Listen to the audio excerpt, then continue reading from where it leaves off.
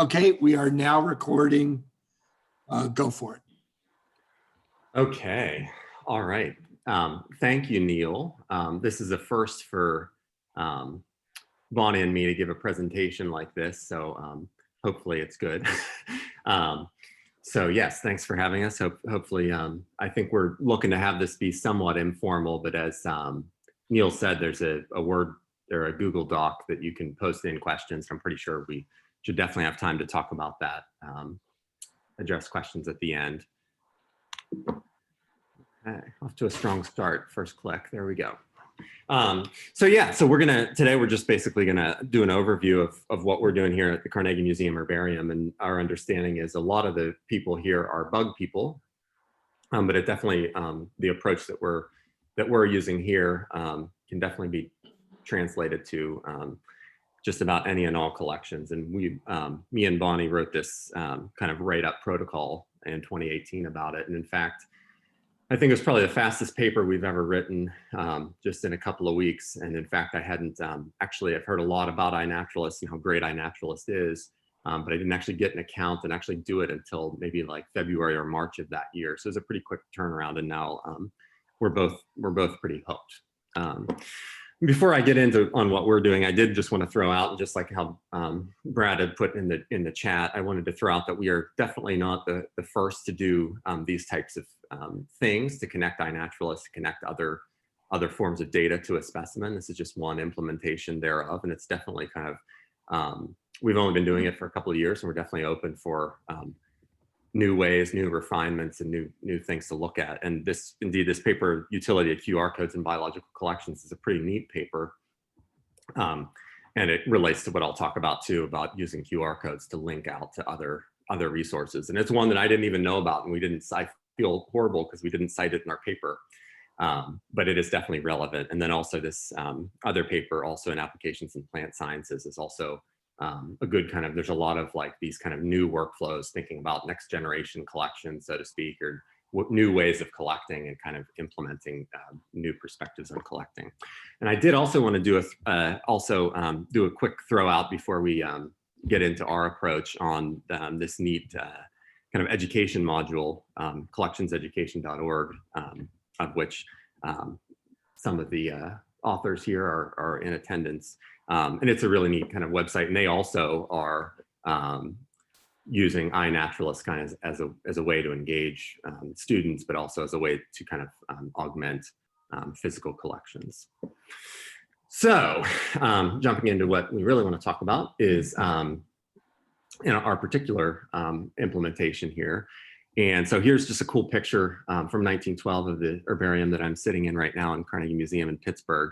And I'm an ecologist by training, and kind of came to collections relatively late in my, although I'm still early on, relatively late in my research.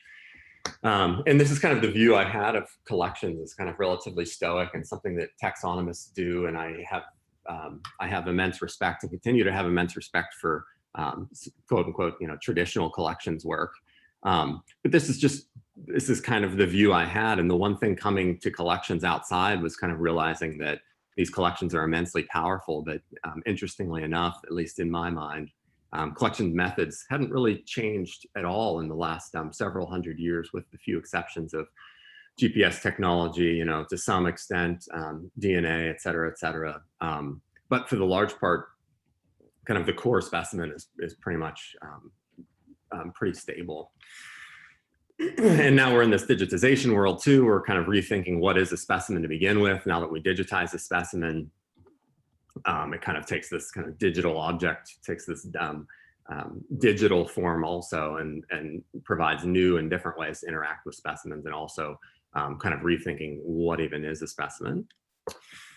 And so now that we're under kind of, as many institutions across the world have undergone and are continuing to undergo digitization, we see these new uses that are enabled. This is just one kind of perspective piece on digitization, thinking that, we still have a long way to go with digitization, but we really are kind of at the cusp of kind of this new digitization, and that is kind of the leveraging of these newly mobilized digital products. And so that is iNaturalist falls squarely into that, and thinking about what we coined as digitization 2.0. And this also all relates, there's kind of a whole bunch of synergistic concepts going on here. And this also relates to the idea of the extended specimen. And that is that we have this physical specimen and kind of this constellation of a whole slew of different data directly related to or derived from the specimen, and this additional kind of layers of information, whether it be biotic or abiotic. So, you know, climate data is one example, or genetic data, et cetera, et cetera. And this is totally like really kind of frontier thinking of kind of the next generation of how we use collections, but also how we collect. And so coming from collections also, there's kind of these kind of two, what I see as kind of two worlds, although they're definitely strongly related, and that is these observation-based. So kind of thinking, is an iNaturalist specimen, so to speak? Is it a specimen? And so for those of you that don't know iNaturalist is a cool kind of community science, citizen science platform where anyone can, you know, get an account. You can, it's kind of like kind of Facebook for nature, kind of, I guess, but where essentially you're doing everything that you would to collect a physical collection, but you don't necessarily collect the physical specimens. You can take a picture, upload it, has the coordinates of who, what, when, and where. There's huge kind of a huge amount translates to what happens in an actual collections museum. So, you know, your digital specimen, so to speak, can be annotated by a whole community of people, both to describe its phenology, if it's flowering, for instance, or just its taxonomic identity, et cetera, et cetera. And so I wanted to quickly also talk about kind of this kind of observation-based data, just to kind of drive home, because kind of when I started thinking about iNaturalists in general, I kind of saw it, I think, in a way that some people maybe have seen digitization in general as, you know, as we digitize specimens, do we need the physical object? I think everybody probably in this room is like, how dare you say that? And have a lot of strong, totally valid arguments against that viewpoint, but there is such a viewpoint. And kind of there's the same with observation-based records. Now that we can go out and take pictures and take digital information about nature, do we need to have a physical representation or a physical object? And so here I just show the number of GBIF records kind of exploding through time of this, you know, increased mobilization of the efforts of both these community science platforms and specimen digitization. And you'll see in the kind of the labeled there, the observation-based data really has grown kind of at many magnitudes of order, kind of overwhelming the also impressive, but overwhelming the specimen-based growth. And this does translate to actual data use. So here's the number of publications that have cited GBIF just in the past, you know, decade plus. So over 4,000 papers that have directly cited GBIF. And of course, there's a bunch more that have used GBIF data in other ways. But the big take home here that I just wanted to kind of, before I jump into the iNaturalist specimen connection, is kind of embracing the idea that there is a role for both observation-based data and physical traditional museum specimen-based data.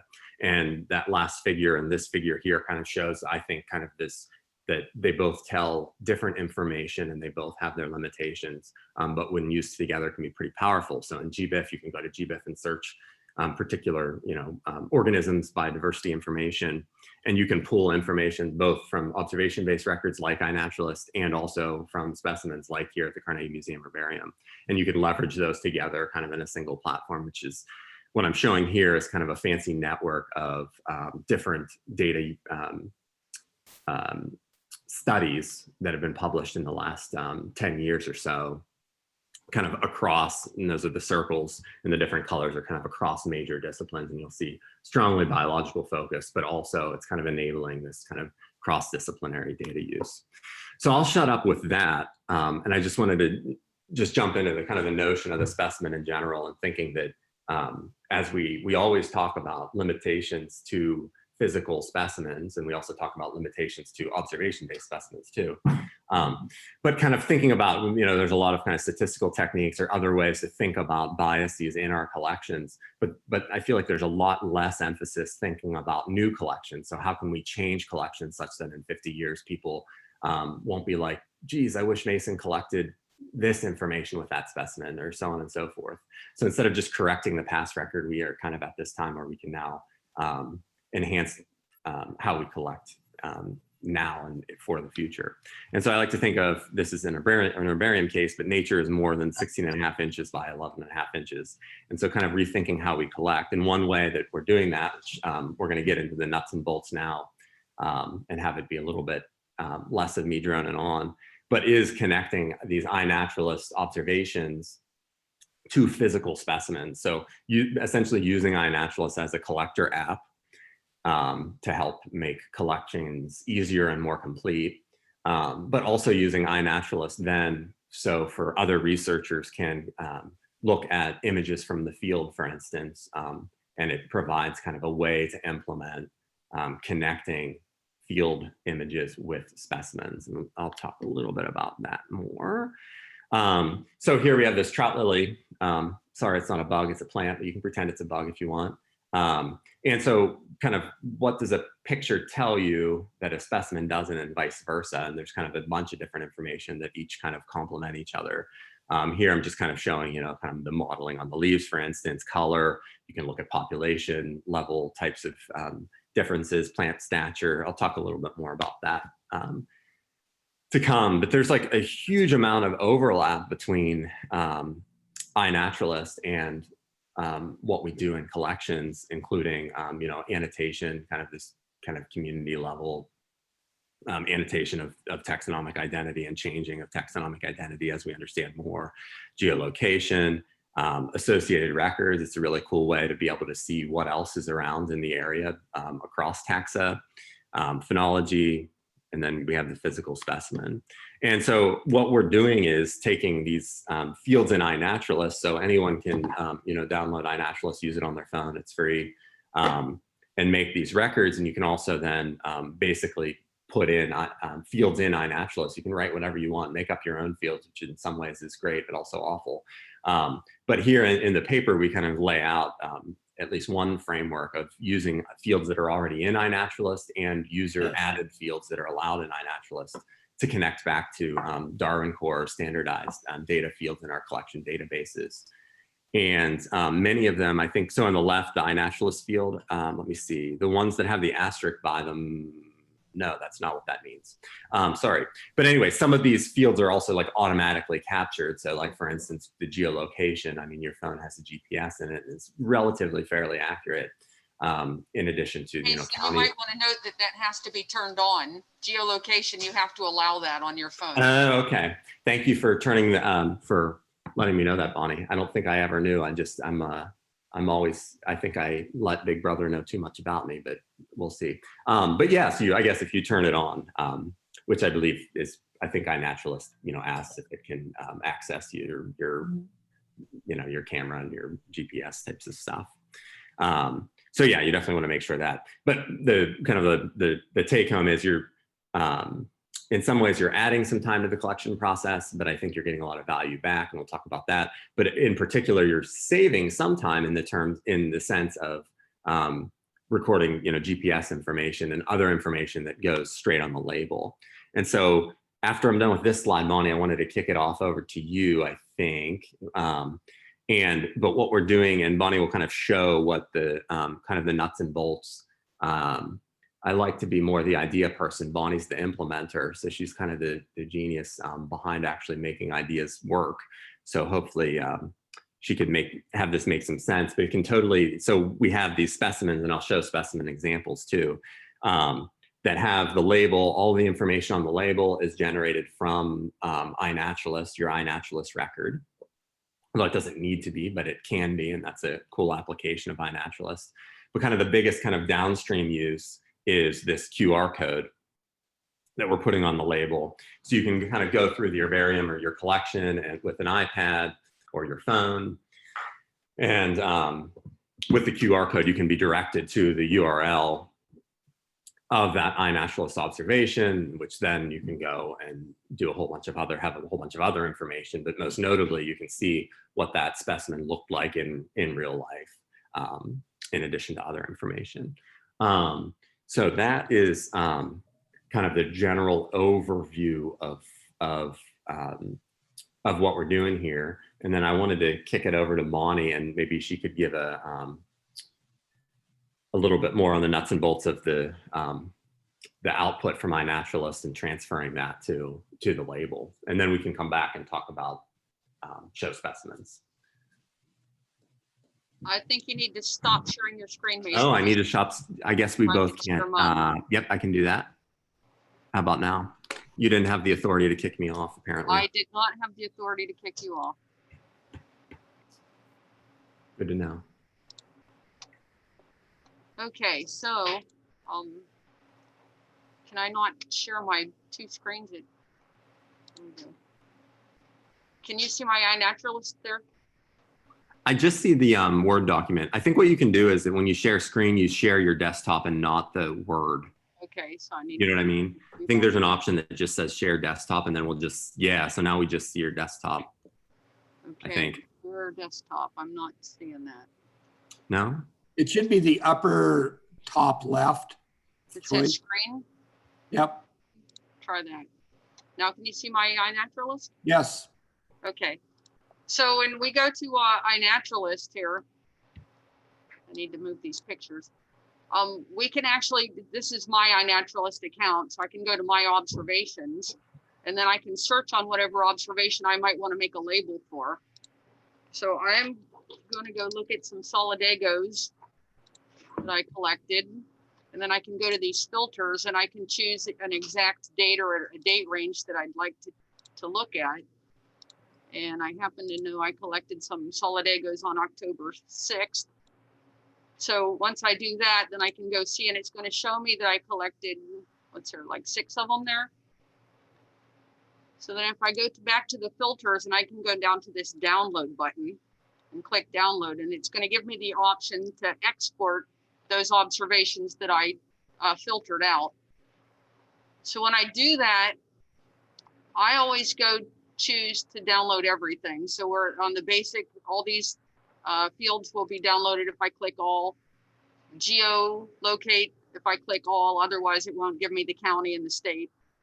Taxon, I say all. Gotta miss. And then this observation fields, these are the fields that we added. These won't show up on yours unless you use these fields. Once you've used a field though, then it will show up in your download every time. Mm-hmm. So I'm gonna click that and say all. And then all I have to do is create an export. This will take like a minute, if that, a couple seconds. It'll take longer because I want it to go faster. And then if I just say I want to download my export, I can open that. And it'll go into my downloads. I can open these observations. Maybe. Okay, then I just need to save this file into wherever I might want to save it and name it something that, where's my document? Or- Just call this something It like was a little bit Solidagos above test instructor practicing. and save that. Okay, then we have a Word document that I've already created, a mail merge document. So if anybody's not familiar with mail merge, that's so that you can make labels for like envelopes or address labels. We've adapted that for our herbarium labels. And the field names that are on the Word document are actually the field names that are in our spreadsheet. So that once we say we want to go to a mail merge, we want to select the recipient or use an existing list, that will be the Excel file that we just downloaded from iNaturalist. Hey, Bonnie, maybe just say to the in that paper that this template is in the supplement of that paper. Right. It's open access if you'd have access to the same document. Okay, so now I just linked my my Word document to my Excel file. And then if there's more than one sheet or spreadsheet on the Excel file, then you can choose which of those you want. There's only one on this one, so I'll say okay. Oh, I didn't, wait a minute. Of course, I'm gonna flub while I'm talking to you. I want the one I just named Solidago test. Let me know if you need me to create a distraction, Bonnie. Yeah, right. So, let's see. I want to open that one. Oh, yeah, okay, I had it right. This observations is the name of the tab in that Excel spreadsheet. I'm sorry. All right, what's going on? I gotta close that, I guess. Of course, I did this 15 times this morning and didn't have any problems. Okay, documents. Oh, I know it. I misnamed that table. Oh, It still has a CSV on the end. okay. Yeah. I didn't change the file type. There we go. Okay, it needs to be in Excel. Yeah, it needs to be in Excel. Okay, now I should be able to link this. This is just filler, right? We didn't think we'd be able to take up enough time here. Right. No pressure. There's only 43 people watching you right now. I as know, you right? Look Yeah. around. Okay, so once I've got it all linked up and mail merged, then I can just hit preview results and it shows up with all the fields. So if I go back to my iNaturalist records, go back to those Solidegos. From October 6th. I should have showed you this to begin with. So if I open one of these up, you can see over here where I've added these observation fields and filled in this information. If I want to add another observation field, I can do that. You know, and it's just choose one and then fill in what I want. Mhm. Once these are filled in, that goes onto the spreadsheet that we downloaded. And once we've got that downloaded, it will show up on the label. So if I hit preview results, then you can see what our, you know, without doing anything other than what's in iNaturalist, we've automatically got labels. So if any of you have smartphones and you care to, you can go ahead and try to scan one of those QR codes and see what happens.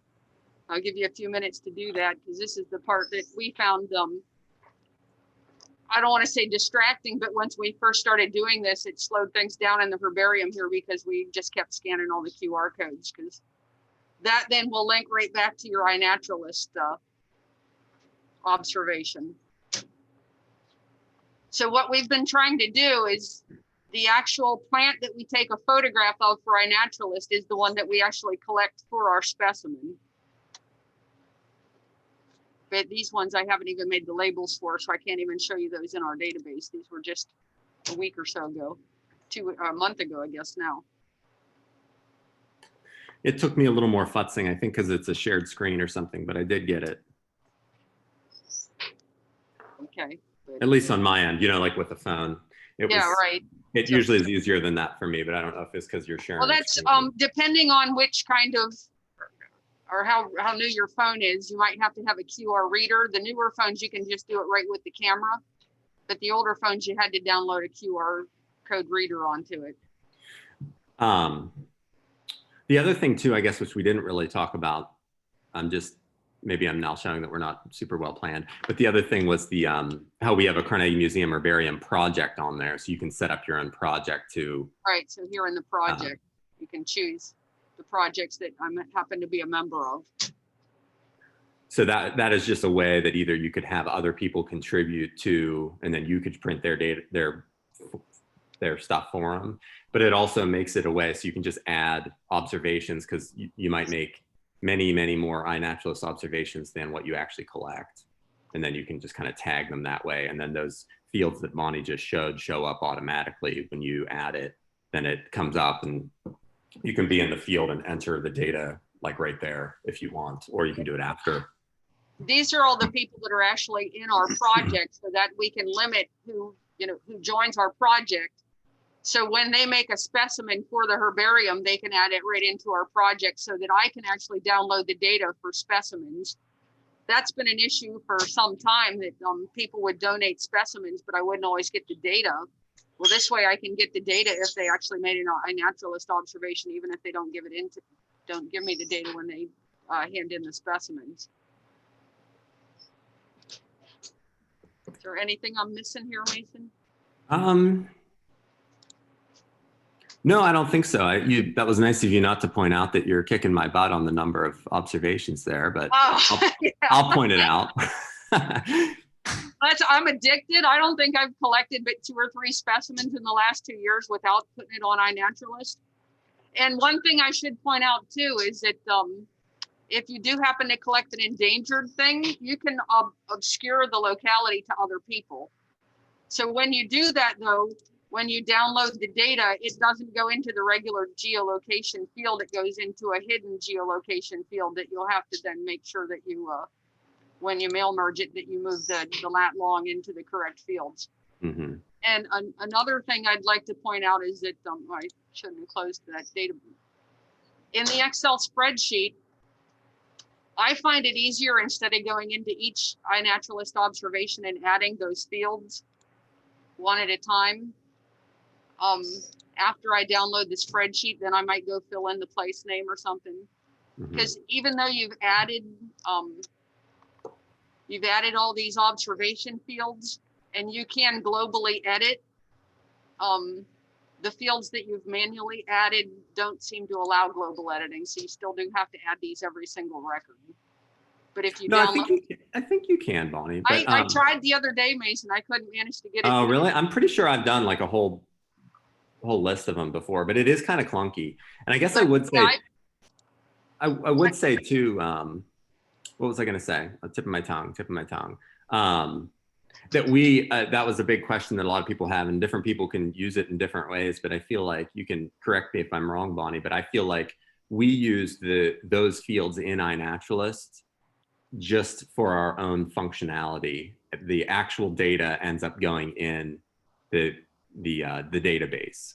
So like, if those fields aren't complete, we personally don't care, because we don't actually use iNaturalist to get those data. The data are in the museum database and end up going on the online database and stuff. Yeah, what I do is I use the iNaturalist spreadsheet that I download here, and then I will add the other database fields. And like I said, you can then copy and paste the whole thing. Yeah. And I will actually use this Excel spreadsheet to do a data dump into our Access database. Yeah, but it So might, some of that information isn't. Right, I'll add information. Yeah, and then I think these fields match our Access database fields, which we tried to use some of the same names so it would be easier. Right, but it was kind of really hard. That's why some of them are a little bit weird. So Megan King asks about what database we use. And so that's why I was kind of covering that like, and that was one question that we've had about the paper too, is like, you can't actually search currently in iNaturalist other than through the projects. You couldn't be like, search like Darwin Core fields or anything per se directly. So it really is just kind of like the functionality of having the iNaturalist connected to the specimen, but we still have the specimen database that's kind of like the real data, so to speak. So I guess the answer to that personally is, I can let you answer that, Bonnie, but Excel. Okay. Well, our actual database is in Access, sorry. But we once a month do a data dump for anything that was added to the database and put it online in Symbiota. Mm-hmm.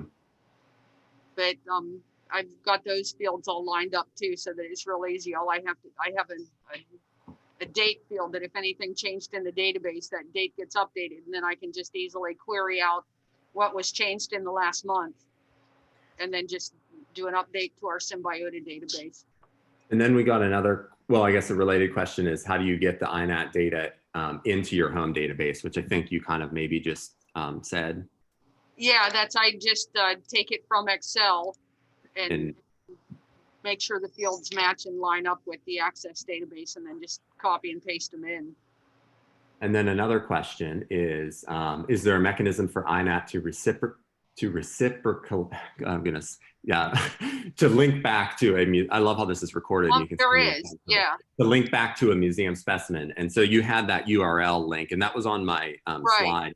That's something, so yeah, go ahead. I'll let you. Put this reference URL, and then you can copy and paste the URL from Symbiota records right into here. And then you can actually click on those. And I Yeah. should have had one ready to go to show that. Yeah, we talked about having one ready and we didn't, but that's honestly, we don't have, maybe we should. It's a little bit clunky and that's kind of the thing. It would be nice for it to more easily connect back and forth. The biggest thing, again, I think in my mind, at least as a first pass, is that it definitely want the iNaturalist URL or some unique identifier for the iNaturalist observation in the museum database. And the opposite is Right. less important to me, but other people We may. do have the iNaturalist URL in our database. Yeah. And I think some of those specimens that you have, Mason, the top couple ones actually have the URL in iNaturalist.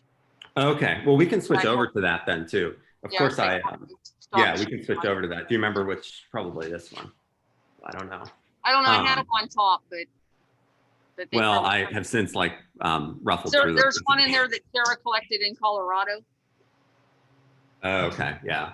I think that one has a link. Cool. Andrew Miller is also saying that MycoPortal does that automatically. So that's kind of cool, but in one direction.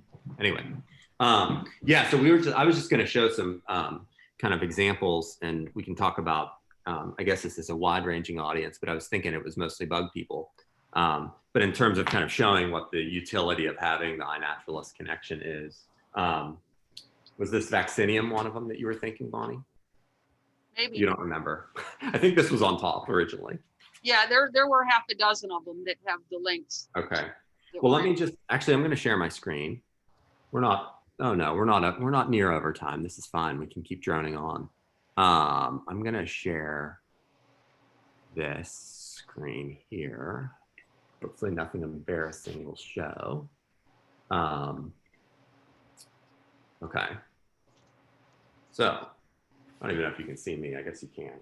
So we envision kind of just like having iPads in the herbarium or wherever, or the user can do that. And you just go up to the specimen and you're like, oh, cool. And I'll open this one in iNaturalist and I will just put it to my computer just so you can see it. And it should open automatically. Yeah, do you see that? So that is this specimen there. And let's see if this one has that. And actually I can just annotate it. This wasn't annotated for flowering or it's fruiting. So look at me, I'm doing it wrong. I'll edit that. I'm going to change that in fact. Let's see that. Yep, there it is. Oh yeah, you do have it there. Okay, Just click that was on the it. question. Sorry, this is bothering me because I just hit flowering and it's recorded and you're going to see me putting bad data in here. Yeah, so here's the fields, and so you have 2 fields in here. We have many that you could put on here. So when you made this label, you typed them in manually. Some of the only thing you put in iNaturalist was your collector number. Right. So then you know that's kind of like the link then to all the other information that you have. And then you put this in here as well, so you can click on that and get back to the actual digital record of the specimen in the Mid-Atlantic Herbaria data portal. And this is, these are all the data fields that are in the collection database. And then you can also then see the actual specimen. high-res image of the actual plant. So you get kind of the best of both worlds kind of relatively quickly. You can zoom in and be like, wow. But the other thing back on this that's kind of cool, just to show for people that don't totally know, well, you didn't, nobody else kind of like confirmed your ID, so to speak, but in some other examples, you might see somebody confirms your ID or comments on it, or I can be like, DEA, beautiful, which is maybe not overly helpful, but is interesting. But the other cool thing that just came up in chat. Yes, you can copy the URL. You don't have to be the actual observer. You can copy the URL and paste it. Of this one right here? Well, in Symbiota or in iNaturalist. Oh, okay. You can copy that URL and put it where you want it. You don't have to be the actual person that created it. Okay, cool. The The other thing too, more from like in the collection space researcher type of, oh, well, this actually is a good example of what you said. I was gonna, is this a, let me see. Oh yeah, you can like see it on the map. And then you could also, you can toggle to here and show all observations. So what it was showing originally was all of the other observations on iNaturalist of this species. Right, could and that's then- the reason that I obscured the locality on this one is it was the same location as an endangered species. Okay. I collected that same day and I didn't want people to be able to figure out where I was by my other observations. Yeah, that makes sense. Yeah, but then you can also then look at the other things that were collected around there by either Bonnie or other people of various things. Like here's a rubus collected. You know, you can kind of like see what else other people are doing. And the one thing kind of across the board then too, so you got fungi there, other stuff. And so that was one thing we were maybe gonna kind of exploit for this audience is connections with insects. You know, like we could take iNaturalist observations with pollinators or of other organismal groups, or even just other plants of the same species to see variation, etc. I can show maybe another example of one that like definitely kind of showcases the fact that they look quite different when they're to showcase the fact that having an actual image of the specimen in real life is sometimes helpful, more helpful than having the physical specimen itself. I mean, this is just one example. Could also point out too, Mason, that you don't have to just have one photograph. You can have multiple. Yeah, I know. Of course, all the ones that I'm showing. I wonder if I'll the find one. last one you had on that cranberry, there were two. Was there? Yeah. Oh. Oh yeah, there was. I didn't see that. Yeah. I mean, they're decent pictures, and you can see then, you know, kind of what the substrate it's growing in, and kind of get a better understanding of the plant that might not be well represented on the label or the physical specimen itself. So including color, kind of how the plant's growing, name some other stuff, Bonnie. Well, I just wanted to throw out a caveat that yeah. Even though all of our, you know, cell phones have geo, you know, or cell and satellite coverage and do geolocation, if you try to take your picture too quickly, it may not be very accurate. Yes. You can tell how accurate it was under the photograph or under the map. There's a details and it'll tell you how accurate it was. Right. I have definitely taken many that are... But I've noticed when I've been in the field and I've been using my phone, and then my spousal unit uses his iPad and he just turned it on. Those frequently are, you know, mapped way out in left field, and you have to give it a chance to talk to the satellites. Yeah, I mean, the nice thing about iNaturalist does, like, you can see, so it's kind of adds an extra step, but you can see like where it is when you take it. Like, even if you don't upload it in the field, you can still see that if it's like remotely right and it has that error on there, which can sometimes be huge. And usually it's a red flag if you look at it. But yeah, that's definitely true. I mean, here's another example with a bunch of pictures I took of a tree, pawpaw, that isn't really, you know, the specimen itself is not really, I mean, I think it looks cool. I'm not bashing this specimen or anything, but there certainly are morphological features that are not captured when it's pressed. And here's multiple pictures. You know, it's kind of, you can't collect a full tree, right? So you could get information about the bark or its plant architecture, other plants growing around it, et cetera, et cetera. And this one's actually in another, you can add it to a bunch of other projects if you're just looking to make like a checklist of all the plants at this site, for instance. Oh yeah, this one's in here too. You must have. I tried to, make sure there were a few in there. Yeah, I was gonna say, I think you must have. This one hasn't been imaged yet. So this one hasn't been imaged yet, yeah. So to answer the question of what accuracy would be optimal, more accurate is better. I mean, at least for us plant people, we want to be able to walk right up to the plant. Insects that move around, it may not have to be quite as accurate, but I would think you'd want to be as accurate as possible. So Yeah, this is kind of interesting, Bonnie. Just a side question, maybe not one I should ask while I'm being recorded. It's interesting here, it says accuracy 11 meters. And here it says plus or minus 50 meters. Wonder what's up with that. That's probably, it didn't transfer for some reason. I Yeah. don't know.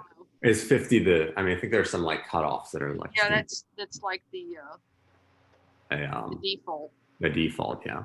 Anyway, you can edit that recording, Neil. Okay. But yeah, so we just kind of have a stack of them, and this is the kind of hopefully the future. They're definitely open to others. So that other paper that I showed also was kind of like basically like using a QR code, but there are other ways to link, in this case, to link to the iNaturalist community environment, which gives you all kinds of information, most notably a picture of the field. But there are other ways that we can link, and I kind of see this as one implementation of the extended specimen type So of. to answer a couple questions. Yeah, sure. I guess we could do that. iNaturalist, we contacted them and they expect to exist. I don't know if it'll be as long as the specimens do, but worst case scenario is that we have specimens that have QR codes on the labels and nobody knows what they mean or they don't link to anything, but we still have the traditional specimen. And the other question I'd like to answer is that yes, iNaturalist does have a means of obscuring locality accuracy for sensitive species. You can see on the one Mason has on the screen right there, right beside where it says Bedford, Pennsylvania to the left, that eyeball looks a little fuzzy. That's showing that one's obscured. And there's ways that you can make it totally private so nothing shows up, or you can have it totally open. So. And there's also there's like for rare plants of Pennsylvania, they're automatically obscured by right. Yeah, anything that's endangered or threatened, iNaturalist automatically obscures them. So if they're listed, you don't have to worry about it, but I still go ahead and manually obscure them. And in this case, it's obscured because you were collecting other stuff, or yeah, I was out collecting endangered species and I didn't want somebody to be able to track where I was. It's probably that Rosa multiflora you were worried about. Yeah, no, that wasn't it. That whole county, that was probably Kate's mountain clover. Okay, nice. Yeah, so anyway, that's so you can see. It's just kind of neat to, I mean, I think there's a lot of applications, both just kind of like for the user, kind of on the. And one other thing is if the locality is obscured, but it's added to a project, the project managers can get that obscure geolocation. They don't have to get it directly from the collector. Yeah, it says if the person that. adds it to the project, then we have access to the information. Right. So it's kind of it's a neat way, like you said, to have other either amateur or not contribute to the herbarium that may not normally like print their own labels or have good data for you, or are really active on iNaturalist otherwise. So it's kind of like, in theory, an easier connection for people. You can add the unique observation fields, I think both with the computer and your phone, right, Mason? You can, yes. Yeah. Yeah, and in fact, they pop up automatically. Like if I were That's on the ones you've already added, but can you actually add a new field on your phone? Oh, on your phone? No, not through the app. Yeah, I think you can only do it on the web. But that's why we use added. You can enter data in them on your phone. Yeah. Yes, I believe so. I'm not actually 100% sure. I mean, usually I don't use I use the phone. It's nice that it pops up all of the potential options that we have in our project. And then there is there's always what's it called, Bonnie, a notes field.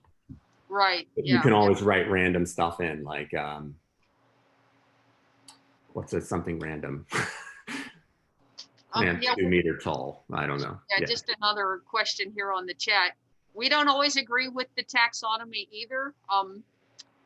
One in particular is I collected a violet this spring that Harvey Ballard, the violet expert, says it's one thing, but iNaturalist uses a totally different nomenclature for it. Sure. And so on that record, Harvey put a note, you know, you can make comments about the thing. Harvey made comments on iNaturalist about this is the name it really should be.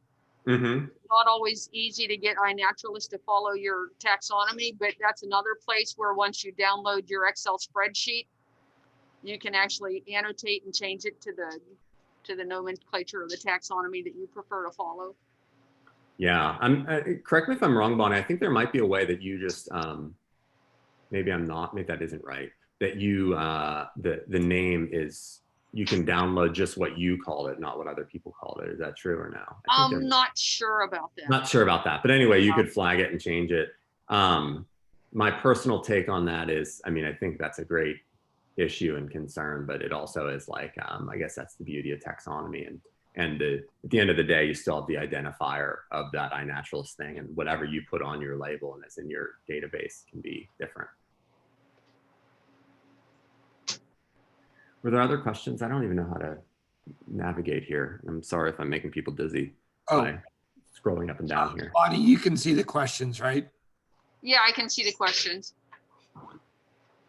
Am I missing one somewhere? No, there's actually, there's just a couple of comments from Brad and Eddie at the bottom. Right, yeah, the iNaturalist people were fairly responsive to taxonomy in the past.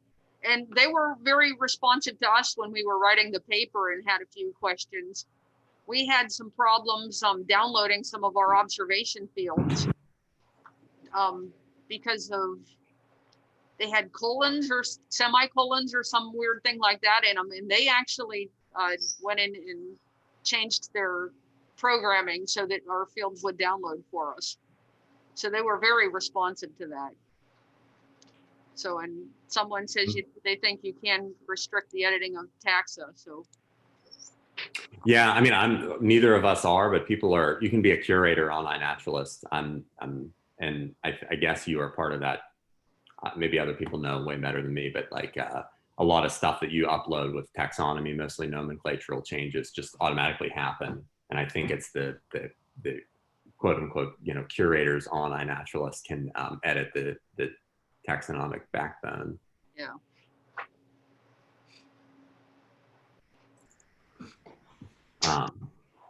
So I don't know. I have more stacks of examples, but I don't know if this. It's a hard read to room. Read to room to read. These virtual things. I'm judging by everyone's pictures that they're having a great time, but it's hard to tell. Okay, there's a question about genetic data. What is the question? Is that on the Google Doc? Because I don't have that. Is anyone linking in genetic data, e.g. DNA barcodes? I don't know if anybody is, but it would be pretty easy to do. And that you could even link to those with another QR code on the label. I could foresee, you know, 2 or 3 or 4 different QR codes on the label linking out to different sources, you know, GenBank or whatever. Right. Right. That actually is one of the suggestions of that, the paper by Funk. That was one of the suggestions to link, use QR codes for that in addition to other ancillary information.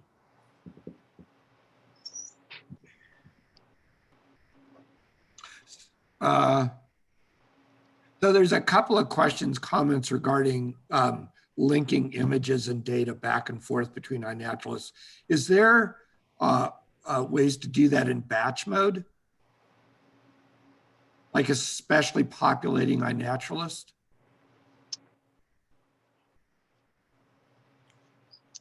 This is, I don't have a good answer here, to be honest, Bonnie. Yeah, that's, I really don't know. I don't know. I'm actually originally when we were talking about this paper too, we had, you know, thinking about like in Symbiota, at least you can upload field pictures. So I'm sure that there is a mechanism to do that. I don't know how to do it necessarily efficiently. Yes, I mean, I personally just go out and take all my pictures and then come back in the evening and load them all onto iNaturalist. And all I usually add is my collector number so that when I download the spreadsheet, then I can fill in all the other information to print my labels. But And then if you want to add herbarium images, you do that one at a time. or you can do them, you can batch update or upload several photographs and, as individual things. Because that's what I usually end up adding 100 photos at once, and then you just have to, you can actually highlight them all and put them all into the project all at once. Yeah, Brad. Some fields all at once. So. Got it. I was just going to say, Brad made a comment here that downloading the iNat images and depositing them in a database record would be something to think about. I definitely agree, because I mean, there was a question about the future of iNaturalist and all that. I would like to think that if iNaturalist was going to go under, which I don't think it is, and I'm not suggesting that, but that there would be a way that these images are archived in some way. Although I do not know that, but that is a really good suggestion. But I do like still having the iNat connection for the purposes of, I guess, the iNat community at large. Mm-hmm. Engagement, And, just, we have all these, just amateurs or whoever out there taking photos. We've actually located a couple populations of rare plants because of iNaturalist observations, things that we didn't know were out there. And even, either the people didn't know that they were rare, or, if they obscured them, you can actually contact each iNaturalist observer. There's a way to, email them through iNaturalist. So, and get information. Quentin, can you unmute and maybe expand a little bit on your comment regarding a API to iNat? Hi. Well, I've just been working with the iNat API recently, and only for reading, not for updating or inserting. But I've been very impressed with how well documented it is. And I'm not much of a programmer. I just do a bit of Python notebooks and things like this. But if I can manage it with my basic programming, I think most people, if you know a bit of scripting, you could probably figure it out. I think obviously updating and inserting is a little more complicated. You probably need to get some kind of key rather than just reading. But in actual fact, the reading could be quite useful for a lot of purposes too through the API. Okay, great, thanks. Yeah, I mean, just to follow up on that too, just the general kind of question about like the future of iNat and like so on and so forth, is like the long-term record is always on curators' minds. I think, I guess the one rebuttal, because this was actually a comment on the paper when we reviewed it, kind of like, oh, well, this is, who knows? It's, but I feel like if enough of the collection community embrace iNaturalist, then it will become a part of what we do. And to that point too, I think if there's enough people that want to have certain functionality in iNaturalist, and or for it to play back and forth with iNaturalist and various collection databases, I'm sure iNaturalist programmers and other people would make it happen if there was a big enough need. Because kind of when we wrote this paper, I mean, the iNaturalist was really supportive, like Bonnie said, and they loved it and were great. But it also was like, we were just two people, so they weren't about to change the mission of iNaturalist just so we could make our labels easier, Well, yeah, there's so many different ways to build on this. One of them that I'd never even thought about until your presentation, and that is I could actually set up my own personal research plant collection in my house, and keep track of, let's say, because we get the pollinators, but sometimes it's weeks or never getting stuff into herbarium, and I'm not sure why you couldn't actually have your own, make it a lot easier for someone to set up their own private research collection. Yeah, one other thing that I just want to point out too is that using iNaturalist, our accuracy of our geolocation on our specimens, I think, is more accurate than it was before. Because before I would just go out to a site and use a midpoint, and put everything as those same coordinates. And now every single plant has very precise coordinates, and I don't have to manually type them. Mm-hmm. Yeah, I will say I have returned back to like an individual plant that's like on iNaturalist, and you're like walking by and you're like on your phone, like it should be right here. And it's like right there. And a lot of collections, you know, if it's like a site level lat long, it's kind of like you're in the general vicinity, but could be an acre off. Yeah, I mean, I would also like to say, even though this was, we initially put out to entomologists, it's nice to see people from a number of different domains. But for insects, and the example I gave from Derek Sykes in Arctos, I think was a flat bug or something on, Oh yeah. on bark. There's no reason why we can't start taking a lot more images of stuff in the field from, I mean, a lot of people collect from roadkills, and you know, just taking an image from that can be really helpful. There's just insects that are associated with so many different things that the possibilities are truly endless. So if you can email anybody that's interested in actually pursuing this. So Mariel's obviously interested in pursuing this for Arctos, and I'll get back to Derek on that to follow up. But what would really be neat is to have, you know, several people using different database systems or CMS systems to start using this, and to develop sort of a working group. And who knows, maybe there's a follow-up publication that can come out in like January that Mason and Bonnie can head up that will incorporate a lot of new things. So please send me an email, or you can just put something in the chat that you're interested in being part of the informal working group to get to the point where Bonnie and Mason are at in integrating their stuff with iNaturalist. And the other thing I would like to say is that even though this was a webinar intended to show people how to do iNat, I think it was also an interesting look at a typical working day between Bonnie and Mason exchanging. I was pretty... Yeah, I feel like, especially with everybody's video off, I forget that there's. Well, you guys really do work very well together, as Bonnie indicated in her botany talk that she gave last summer. Yeah, we're best buds, right, Bonnie? That's right, we are. Oh, all right. Okay. And our spouses are okay with that. Good. Okay, well, if there, so I've got a couple of people, Megan, interested in continuing this. And so yeah, pop me an email or put something in the Google Doc. And this was a really great webinar. So if there are no other questions, I will stop recording and end the meeting now.